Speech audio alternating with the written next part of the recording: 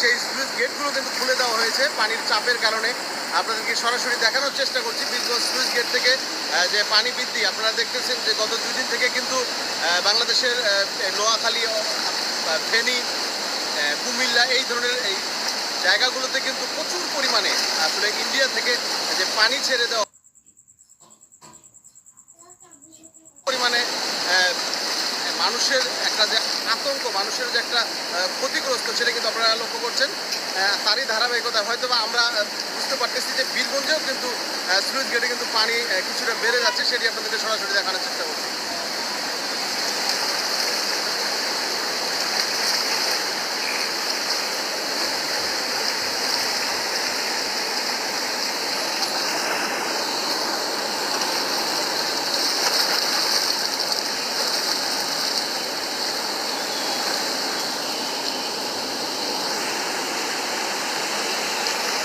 যে যেখান থেকে যুক্ত হয়ে লাইভটি দেখছেন একটু কমেন্ট করে জানাবেন। আপনারা দেখছেন সরাসরি আপনাদেরকে দেখানোর চেষ্টা করছি আমাদের বীরগঞ্জ স্লুইস গেট থেকে। আসলে গত 2 দিন থেকে কিন্তু প্রচুর পরিমাণে ক্ষতিগ্রস্ত সেই নোয়াখালী, ফেনী, কুমিল্লা।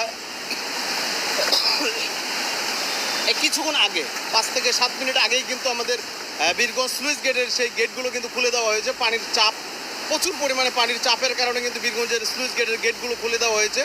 দেখুন যে কী পরিমাণে স্রোত আপনারা লক্ষ্য করছেন। বীরগঞ্জ স্লুইস গেট থেকে সরাসরি আপনাদেরকে দেখানোর চেষ্টা করছি।